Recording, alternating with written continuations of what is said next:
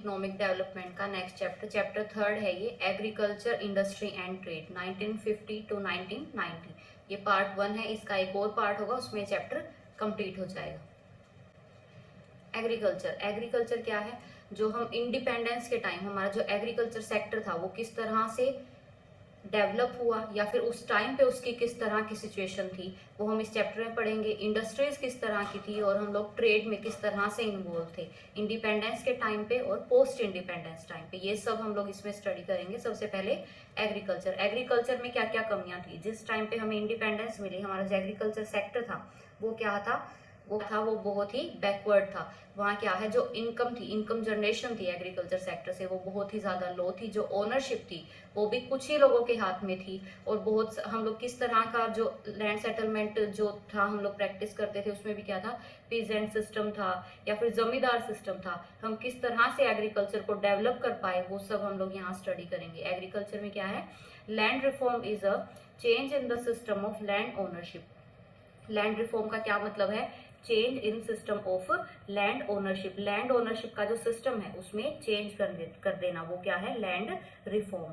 Specially when it involves giving land to people who actually farm it, taking it away from people who own large area of profit. Land reform करने का क्या मतलब है, agriculture sector में क्या किया गया था, लैंड रिफॉर्म। इसका क्या मतलब है, जो पहले ओनरशिप थी वो सिर्फ कुछ लोगों के हाथ में थी, जो ज्यादा एरिया था एग्रीकल्चर लैंड का वो कुछ ही लोगों के हाथ में था, उन्हें वो ही उसकी ओनरशिप ओन करते थे। बाकी जो लोग थे उस पे क्या करते थे, वर्कर की तरह काम करते थे। उनके पास क्या नहीं था, उनके पास लैंड राइट नहीं था, वो सिर्फ वहाँ क्या करते थे, एग्रीकल्चर प्रोडक्शन के लिए काम करते थे। सारी ओनरशिप किसके पास होती थी, जो बड़े लोग थे जिनके पास ज्यादा प्रॉफिट्स आता था, उनके पास क्या आता था, सारी लैंड का प्रॉफिट चला जाता था। और जो वहां काम करते थे उन्हें क्या मिलता था, बहुत ही मिनिमम वेजेस मिलती थी। तो इसीलिए क्या किया गया इंडिपेंडेंस के बाद कि लैंड रिफॉर्म किया गया कि जिन लोगों के पास लैंड ओनरशिप नहीं है उन्हें भी लैंड ओनरशिप दी जाए, और जिन लोगों के पास बहुत ज्यादा लैंड है, एक लिमिट से ज्यादा लैंड है, उन लोगों से वो लैंड ले ली जाए। और किन लोगों को दे दी जाए, जो लोग वहां काम कर रहे थे, जो उस लैंड पे काम कर रहे थे, ताकि उनके पास भी एक लैंड हो, उस पे वो क्या कर सके, एग्रीकल्चर परफॉर्म कर सके और अपनी इनकम अर्न कर सके। Now abolition of intermediary. Intermediaries क्या होता है, इंटरमीडिएरीज है तो कौन से होंगे, इंटरमीडिएट्स जो होंगे वो कौन होंगे, जमींदार। जमींदार कौन थे, जो क्या थे, जिनके पास लैंड की ओनरशिप थी, वो क्या थे, जमींदार थे। जिनके पास लैंड की ओनरशिप थी, ज्यादा प्रॉफिट किनके पास जाता था, सिर्फ उन्हीं के पास जाता, जो जमींदार थे। पोस्ट इंडिपेंडेंस से पहले क्या सिस्टम था हमारे यहाँ, जो जमींदार थे वो क्या थे, एक इंटरमीडिएट की तरह काम करते थे ब्रिटिश गवर्नमेंट के बीच में, और जो वहाँ प्रैक्टिस करते थे किस चीज को, मतलब जो एग्रीकल्चर पे काम, एग्रीकल्चर सेक्टर में काम कर रहे थे, जो क्या थे, वर्कर्स थे या लेबर्स थे, वो क्या कर रहे थे, उन्हें टैक्स पे करना पड़ता था। जो किन्हें पे करना पड़ता था, ब्रिटिशर्स को। तो ब्रिटिशर्स को जो उन्हें टैक्स पे करना पड़ता था, तो वहां क्या था, उनके बीच में जमींदार थे, जो क्या थे, ओनर थे लैंड के। वो क्या बोलते थे उन्हें कि तुम मुझे पे करो, और मैं किसको पे करूंगा, ब्रिटिशर्स को। उसमें क्या करते थे वो जमींदार, अपना प्रॉफिट ज्यादा रखते थे उन, और क्या था, टैक्स पे करने के बाद भी वो लोग अपने पास ज्यादा प्रॉफिट्स रखते थे। और जो वर्कर्स होते थे, जो एग्रीकल्चर लैंड पे काम कर रहे होते थे, उनके पास क्या है, बहुत ही मिनिमम वेजेस या फिर बहुत ही मिनिमम प्रॉफिट उनके पास बचता था, जो कि ना के बराबर था। तो ये इंटरमीडिएट्स जो थे क्या थे, जमींदार, इनको क्या कर दिया गया, एबोलिश कर दिया गया। पोस्ट इंडिपेंडेंस हमने जिस तरह से इस सेक्टर को डेवलप करने की कोशिश की, तो सबसे पहले क्या किया गया, abolition of intermediates. Ownership right of land were given to those who actually cultivate the soil. soil cultivate करने का क्या मतलब है, जो उस soil पे उगाते थे कुछ, उन लोगों को क्या दे दिया गया, ओनरशिप राइट दे दिया गया। जो जमींदार थे वो क्या करते थे, वो सिर्फ उस लैंड को ओन करते थे, लेकिन उस पे खेती नहीं करते थे। तो जो लोग उसमें सच में खेती कर रहे थे, जो क्या थे, पहले एज अ पीजेंट काम कर रहे थे या फिर एज अ वर्कर काम कर रहे थे, उन लोगों को ओनरशिप राइट दे दिया गया। Give incentive to the cultivator. इसमें क्या किया गया, साथ ही साथ जो कल्टीवेटर्स थे उनको कुछ इंसेंटिव्स भी दिया गया, और साथ ही साथ उनका एक्सप्लॉइटेशन जो है उसको भी स्टॉप किया गया। कैसे, जमींदार क्या करता था, उनका एक्सप्लॉइटेशन करता था, जो ज्यादा प्रॉफिट होता था, ज्यादा क्या होता था, ज्यादा प्रॉफिट कौन लेके चला जाता था, जमींदार। और जो बहुत मिनिमम प्रॉफिट होता था वो किसके पास बचता था, कल्टीवेटर के पास। अब ये चीज बंद कर दी गई, क्या किया गया कि जमींदार जो है उसके पास ज्यादा लैंड की ओनरशिप ना रहे, ताकि वो क्या ना कर सके, अपने जो राइट्स है उनका यूज करके किसी को एक्सप्लॉइट ना कर सके। इसीलिए जो एबोलिशन ऑफ इंटरमीडिएट, मतलब जमींदार सिस्टम जो हमारे यहाँ प्रैक्टिस किया जाता था, जमींदार सिस्टम को बंद कर दिया गया। Next is ceiling on land holding. Ceiling का क्या मतलब होता है, जो छत, सीलिंग क्या होती है, छत होती है, तो क्या होती है वो हाईएस्ट पॉइंट होता है, तो ये क्या है, ceiling on land holding. Land holding का मतलब जितने भी आप लैंड का राइट अपने पास रख सकते हो, पोजेशन आप लैंड का कितना रख सकते हो, उस पे क्या कर दिया गया, एक स्टैंडर्ड सेट कर दिया गया कि आप इससे ज्यादा जो लैंड है अपने पास नहीं रख सकते। Ceiling was imposed on the holding size, क्या है जो ओनरशिप है उसमें भी ये फिक्स कर दिया गया कि आप इससे ज्यादा जमीन है अपने पास नहीं रख सकते, क्योंकि क्या है, इंडिपेंडेंस से पहले कुछ ही जमींदार थे जिनके पास बहुत ज्यादा जो लैंड थी उनकी जो ओनरशिप थी वो थी। तो अब क्या है, वो फिक्स कर दिया गया कि आप इससे ज्यादा लैंड जो है अपने पास नहीं रख सकते, ताकि जो एक्स्ट्रा लैंड थी उससे ज्यादा वो उन लोगों से लेके किन्हें दे दी जाए, जो लोग वहां क्या करते थे, कल्टीवेशन करते थे, उन लोगों को लैंड डिवाइड कर दी जाए। It fixed maximum size of cultivable land that can individual और अ फैमिली कुड ओन। ये क्या था, मैक्सिमम साइज, एक जो साइज जो था कल्टीवेशन वाली लैंड का, उसको क्या कर दिया गया, फिक्स कर दिया कि एक इंडिविजुअल या फिर कोई फैमिली है वो इतनी ही लैंड को क्या कर सकती है, ओन कर सकती है, उससे ज्यादा लैंड को ओन नहीं कर सकती है। The surplus land was resumed by government and redistributed among small landless labours. और जो सरप्लस लैंड है अगर उनके पास, तो उसको क्या किया गया, गवर्नमेंट ने अपने अंडर ले लिया और उसको वापस से क्या कर दिया, रीडिस्ट्रीब्यूट कर दिया। किन लोगों को, जो लैंडलेस लेबर्स थे। लैंडलेस लेबर्स कौन, जिनके पास खुद की कोई लैंड नहीं थी, जिसपे उनका खुद का राइट हो, जिसपे उनकी खुद की ओनरशिप हो, उन लोगों को वो लैंड जो है सरप्लस वाली वो क्या कर दी गई, डिस्ट्रीब्यूट कर दी गई। इससे क्या हुआ, जो पहले सिर्फ कुछ ही लोगों के पास ओनरशिप थी लैंड की, वो क्या है, अब बढ़ चुकी थी। अब सब जो लोग थे उनके पास क्या थे, अपनी अपनी लैंड थी, जिसपे वो क्या कर सकते थे, एग्रीकल्चर प्रैक्टिस कर सकते थे, और उनके पास एक लिविंग के लिए क्या थी, इनकम का सोर्स था, जो क्या थी, एग्रीकल्चर थी। Consolidation of holdings. Consolidation of holdings का क्या मतलब है, consolidation is a allot land to the farmer at one place which is scattered here and there. Consolidation का क्या मतलब है, ये क्या बोल रहे हैं इस पॉइंट में, कि जो पहले लैंड होती थी वो क्या थी, कई बार होता था कुछ लैंड आपकी एक प्लेस पे है और जो दूसरा पार्ट है लैंड का वो क्या है, थोड़ा दूर जाके, तो उससे क्या होता है, जो आपकी कॉस्ट ऑफ प्रोडक्शन है, जो आप एग्रीकल्चर में आपकी कॉस्ट आएगी प्रोडक्शन के लिए, कोई भी फसल उगाने के लिए, वो क्या आएगी, डबल आएगी। क्यों आएगी, क्योंकि आपको दो अलग अलग जगह पे सेम चीजें प्रैक्टिस करनी पड़ रही है, आपको वही चीज जो आप यहाँ कर रहे हैं वही इतनी दूर जाके आपको फिर से करना पड़ रहा है। तो अब कंसोलिडेट उस चीज को कर दिया गया, होल्डिंग्स को क्या कर दिया गया, कंसोलिडेट, मतलब एक साथ ला दिया गया। अगर आपका इस तरह की ओनरशिप है आपकी लैंड की, कि कुछ लैंड आपकी एक जगह है और कुछ लैंड बहुत दूर जाके है, तो उसको गवर्नमेंट ने क्या किया, आपको एक ही जगह पे सारी प्रॉपर्टी, जो लैंड की सारी जो लैंड थी वो एक ही जगह पे कंसोलिडेट कर दी गई। मतलब जो लैंड दूर थी उसको भी आपकी एक ही वाली लैंड के पास सारा इकट्ठा कर दिया गया, ताकि इससे क्या हो, जो आपका कॉस्ट है कल्टीवेशन का वो क्या हो जाए, कम हो जाए, और दो अलग अलग जगहों पे आपको अपनी कल्टीवेशन के लिए इधर उधर ना जाना पड़े, जिससे क्या होगा, आपकी कॉस्ट भी इंक्रीज होगी और जो प्रोडक्शन है वो भी ज्यादा नहीं हो पाएगा। तो अब क्या कर दिया गया, consolidation of holdings. It saves cost of cultivation. ये क्या करता है, जो कॉस्ट आती है कल्टीवेशन में उसको कम करता है। By 2004 more than 1633 lakh hectare land was consolidating holding. क्या कर दिया गया था, 1,06,033 लाख हेक्टेयर जो लैंड थी उसको क्या कर दिया गया था, कंसोलिडेट कर दिया गया था। मतलब इतना बड़ा जो एरिया था वो क्या था, पहले स्कैटर्ड था और अब उसको एक जगह कर दिया गया था, ताकि अच्छे से क्या हो सके, जो कॉस्ट ऑफ कल्टीवेशन है उसको कम किया जा सके और आसानी से एग्रीकल्चर सेक्टर को हम क्या कर सके, स्पीड दे सके। Next is regulation of rent.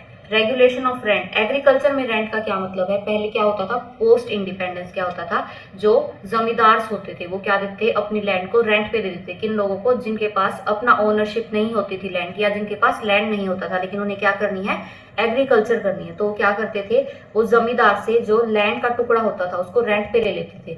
उस पे क्या करते थे, वो जो भी फसल वो लोग उगाते थे, वो फसल उगने के बाद वो क्या करते थे, एक प्रॉपर अमाउंट, एक फिक्स अमाउंट जो होता था वो किसको पे करते थे, जमींदार को, क्योंकि उन्होंने क्या किया है, जमींदार की जो लैंड है उसको यूज किया है। तो वो क्या है, रेंट सिस्टम था। तो अब ये जो रेंट सिस्टम है इसको भी क्या कर दिया गया था, इंडिपेंडेंस के बाद चेंज कर दिया गया था। To save cultivators from illegal extortion rent were regulated. अब क्या किया गया था, रेंट जो था, पहले जो रेंट था वहां कोई रूल रेगुलेशन नहीं थी। जो जमींदार होते थे वो अपनी मर्जी से रेंट क्या लेते थे, कितना भी हाई ले सकते हैं वो लोग, क्योंकि वहाँ कोई भी किसी तरह का रूल रेगुलेशन नहीं था। लेकिन अब क्या कर दिया गया, रेंट को रेगुलेट कर दिया गया। अब क्या किया गया, रूल के हिसाब से generally there were not to exceed 1/3 of the value of a crop. That means कि जो लैंड है जिस पे उन्होंने क्या किया है, कल्टीवेशन किया है, तो उस क्रॉप का जो वैल्यू है, जो भी उस क्रॉप की वैल्यू है, उस क्रॉप की वैल्यू का 1/3 आप क्या दे सकते हो, रेंट की तरह ले सकते हो। उससे ज्यादा आप रेंट नहीं ले सकते हो। ये क्या कर दिया गया, फिक्स कर दिया गया कि जो वैल्यू ऑफ क्रॉप है उसका 1/3 ही आप रेंट की तरह ले सकते हो, उससे ज्यादा नहीं ले सकते हो। Now next is corporate farming. Corporate farming agriculture practices that are conducted by individuals on their holdings resources jointly with other farmers and agencies. Now farmers can buy inputs at lower price and sell their products at a higher price. इसका क्या मतलब है, cooperative farming का क्या मतलब है, बहुत से फार्मर्स जब एक साथ अपनी लैंड को एक साथ क्या करते हैं, कल्टीवेशन के लिए यूज करते हैं। जो छोटे छोटे फार्मर्स होते हैं जिनके पास क्या है, थोड़ी लैंड है, तो थोड़ी लैंड पे जब वो फार्मिंग करते हैं तो कॉस्ट ऑफ प्रोडक्शन जो उनकी है या फिर कॉस्ट ऑफ एग्रीकल्चर कल्टीवेशन के टाइम पे वो क्या होती है, इंक्रीज हो जाती है। तो उसको कम करने के लिए वो क्या करते हैं, छोटे किसान जो है जिनके पास थोड़ी लैंड है, वो बहुत से किसान एक साथ मिलकर क्या कर लेते हैं, उस सारी लैंड को ज्वाइन कर लेते हैं और वहां क्या करते हैं, फिर कल्टीवेशन करते हैं। तो उससे क्या होता है, मास प्रोडक्शन होता है। तो जब मास प्रोडक्शन होता है तो उसको हायर प्राइस पे भी सेल कर सकते हैं और वहां जो कॉस्ट लगेगी वो क्या लगेगी, बहुत कम लगेगी, क्योंकि वहां क्या है, बहुत से फार्मर एक साथ मिलके एज ए कोऑपरेशन काम कर रहे हैं। तो क्या होता है, जो कॉस्ट होती है वो भी डिवाइड हो जाती है। तो इंडिविजुअल किसी को कॉस्ट क्या होती है, बहुत ही कम लगती है। तो इस तरह से फार्मिंग को चेंज कर दिया गया।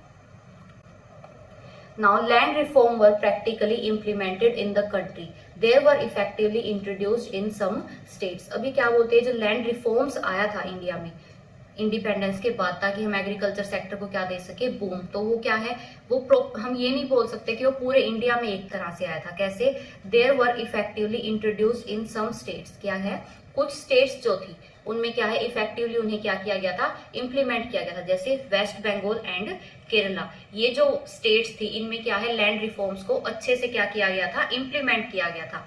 In most other part of country reform not effectively implemented, कि इससे अलग और भी पार्ट्स थे इंडिया में जहाँ क्या है, इतना अच्छे से उन्हें इम्प्लीमेंट नहीं किया जा सका। लेकिन कुछ स्टेट्स थे जिनमें बहुत अच्छे से इम्प्लीमेंट किया गया। उनमें कौन सी थी, West Bengal and Kerala. Zamindars in most cases managed to evict tenants to show themselves as a cultivator and owner of the soil। क्या किया गया, जब रूल्स बना दिए गए कि क्या है, जो वहां टेनेंट्स है या जो कल्टीवेशन कर रहे हैं वो क्या होंगे, ओनर होंगे उस लैंड के। तो इस सिस्टम को रोकने के लिए जमींदार्स ने क्या किया, उन्होंने यही प्रूव कर दिया कि वही जो लोग हैं वही क्या है, ओनर ऑफ द सोइल है, और वही जो इस लैंड पे क्या कर रहे थे, कल्टीवेशन कर रहे थे।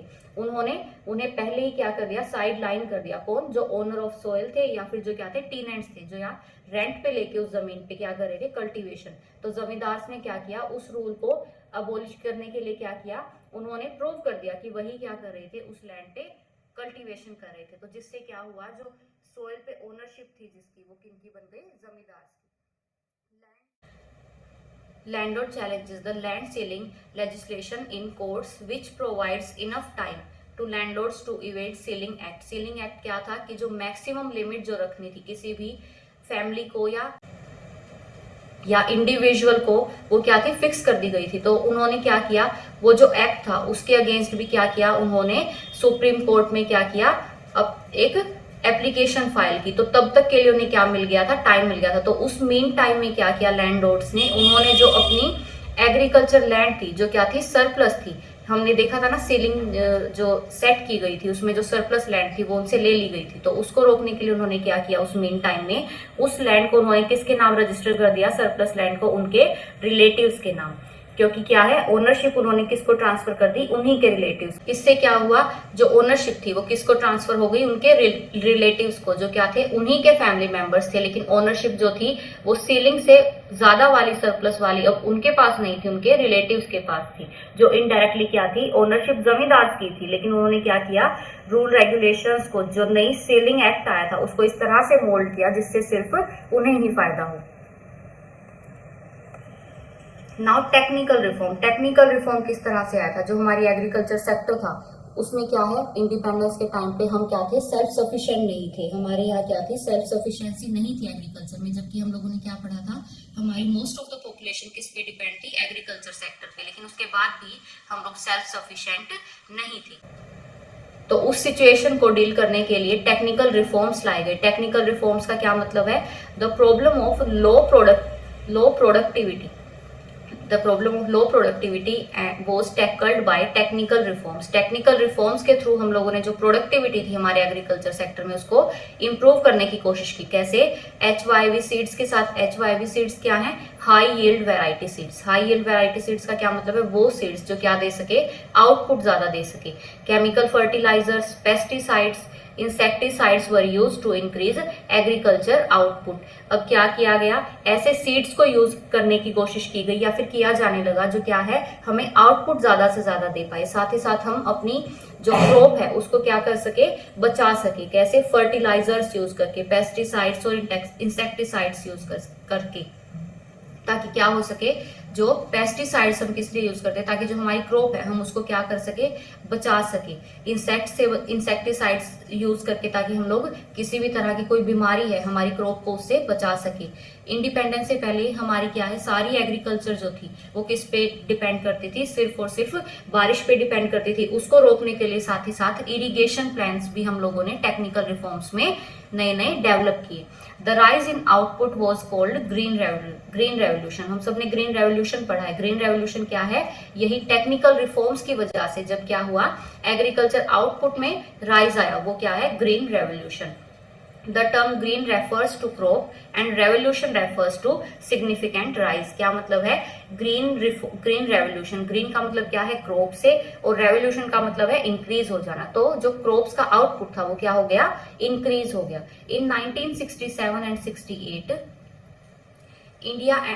in India, food grains production was increased by nearly 25%। 25% तक जो था हमारा जो प्रोडक्शन था, एग्रीकल्चर प्रोडक्शन, जो आउटपुट था वो क्या हो गया था, इंक्रीज हो गया था। किस वजह से, हाई यील्ड जो हम लोग सीड्स यूज कर रहे थे, फर्टिलाइजर्स, केमिकल्स, इनकी वजह से जो टेक्निकल रिफॉर्म हम लेके आए थे, जो हमारा प्रोडक्शन था एग्रीकल्चर सेक्टर में वो कितना इंक्रीज हो गया था, 25% तक। कब, 1967-68 में। HYV टेक्नोलॉजी, हम लोगों ने पढ़ा है HYV सीड्स क्या थे। तो ये HYV टेक्नोलॉजी क्या चीज थी। Now HYV seed, use of HYV seeds, जो हाई यील्ड सीड्स थे उन्हें हम लोगों ने कैसे यूज किया। Since 1965 high yielding variety seeds started replacing conventional variety. जो हम लोग पहले जो वैरायटी यूज कर रहे थे सीड्स की, अब उनको किसने रिप्लेस किया था, ऐसे सीड्स जो क्या है, ज्यादा से ज्यादा आउटपुट दे पाए। High yield variety used for wheat, bajra, rice, maize, jowar, which leads higher productivity in agriculture sector. की किस तरह, कौन से वाले बीज थे जो हम लोग हाई प्रोडक्टिविटी के लिए यूज कर रहे थे, व्हीट का सीड, बाजरा, राइस। हम इनमें क्या, हम लोग बाजरा, व्हीट, राइस इसी सेक्टर में, मतलब इसी स्पेशल क्रॉप के लिए क्यों कर रहे थे, क्योंकि हम क्या थे, इंडिपेंडेंस के टाइम पे सेल्फ सफिशिएंट नहीं थे। हमारी पॉपुलेशन एग्रीकल्चर में इन्वॉल्व होने के बावजूद भी हम इतना प्रोडक्शन नहीं कर पाते थे कि हमारी खुद की जो पॉपुलेशन है उसके लिए वो सेल्फ सफिशिएंट हो। तो हम लोगों ने अब क्या किया, हाई यील्ड सीड्स यूज करके बाजरा, व्हीट, राइस, इनका जो प्रोडक्शन था उसको क्या कर दिया, इंक्रीज कर दिया, ताकि हम लोग क्या बन पाए, सेल्फ सफिशिएंट बन पाए, ताकि हमें बाहर से क्या ना करना पड़े, इंपोर्ट ना करना पड़े, और हम लोग क्या बन पाए, सेल्फ सफिशिएंट बन पाए।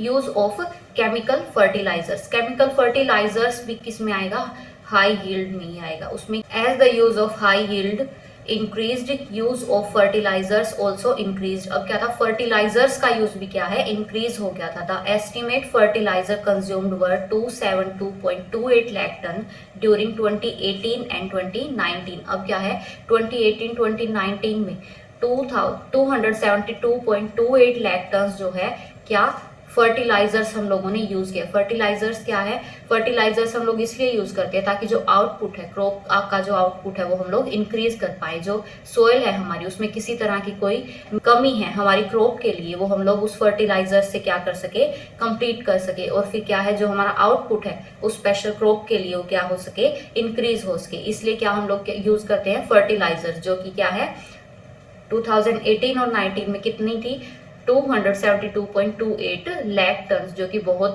ज्यादा थी। Now next is use of pesticides and insecticides. Pesticides and insecticide, insecticides क्या होगा और पेस्टिसाइड्स क्या होगा। जो हमारी क्रॉप होती है उसमें क्या होता है, कई बार कुछ डिजीज हो जाती है या फिर किसी तरह का कोई इंसेक्ट है वो क्या करता है, हमारी क्रॉप को हार्म करता है। तो उससे बचाने के लिए हम लोग क्या यूज करते हैं, insecticides. Along with the high yield seeds की क्या है, हाई क्वालिटी सीड्स के साथ साथ हमें किसकी जरूरत थी, पेस्टिसाइड्स की, to protect crop against pest. Pest से हमें क्या बचाने के लिए, अपनी क्रॉप को बचाने के लिए हमें किसकी जरूरत थी, पेस्टिसाइड्स की। तो अब क्या है, अब जब हम लोगों ने क्या किया, जो रिफॉर्म किया उसमें हम लोगों ने ये समझा कि सिर्फ अच्छे बीज यूज करने से काम नहीं चलेगा, उस फसल को बचाने के लिए, किससे, किसी भी तरह की बीमारी से बचाने के लिए या पेस्ट से बचाने के लिए हमें क्या करना पड़ेगा, पेस्टिसाइड्स और इंसेक्टिसाइड्स का क्या करना पड़ेगा, यूज करना पड़ेगा, ताकि हमारा आउटपुट जो है वो ज्यादा से ज्यादा हो सके। Now expansion of irrigation facility. Irrigation facility का क्या मतलब है, सिंचाई की फैसिलिटी। सिंचाई क्या है, जो एग्रीकल्चर सेक्टर है हमारा वो पूरी तरह से किस चीज पे डिपेंड था, बारिश पे डिपेंड था। हमारे यहाँ जो इरिगेशन सिस्टम था वो बिल्कुल भी अच्छा नहीं था। तो इसीलिए जब हम लोगों ने लैंड रिफॉर्म्स किया, हम लोगों ने एग्रीकल्चर सेक्टर को और डेवलप करने की कोशिश की, तब क्या किया गया, जो इरिगेशन सिस्टम था उसको एक्सपेंड करने की कोशिश की गई, उसको बेटर करने की कोशिश की गई। जो बहुत सारे एरियाज थे वहां क्या था, इरिगेशन सिस्टम नहीं था, उस इरिगेशन सिस्टम वहां तक पहुंचाना, उससे क्या हुआ, पानी जो था क्रॉप्स को आसानी से मिल पा रहा था और जो आउटपुट था वो ज्यादा से ज्यादा हो पा रहा था। Several irrigation programmes were launched across the different parts of country. Country के डिफरेंट पार्ट्स में क्या है, इरिगेशन प्रोग्राम्स को ले जाया गया। In 1951, only 17% of the land was under irrigation, which was increased to 45% during that plan period। क्या है, जो शुरुआत में 1951 का टाइम कब है, जब हमें इंडिपेंडेंस मिली थी, तो उस टाइम पे हम क्या है, एग्रीकल्चर पे डिपेंड सेक्टर थे, फिर भी क्या है, सिर्फ और सिर्फ 17% लैंड ही हमारे पास ऐसी थी जिसपे क्या है, इरिगेशन जो सिस्टम था वो था। मतलब क्या है, जो सिंचाई के साधन थे हमारे पास, वो सिर्फ कितनी लैंड पर थे, सिर्फ और सिर्फ 17% लैंड पर, जिसको बाद में इंक्रीज करके कितना कर दिया गया, 45% तक। और ये सिर्फ 17% था, इसका क्या मतलब है कि बहुत ही थोड़ी लैंड थी, जो हम अपनी मर्जी से जितना हमें क्रॉप को पानी देना है, जितना नहीं देना है, हम वो उसको कंट्रोल कर सकते हैं। बाकी सारी जो हमारी लैंड थी वो क्या थी, किस चीज पे डिपेंड थी, रेन वाटर पे। That's all for today's video. इस चैप्टर का एक और पार्ट होगा, वो आपको मिल जाएगा और उसमें चैप्टर कंप्लीट हो जाएगा। If you like that video, please like, share and subscribe that channel. Thank you.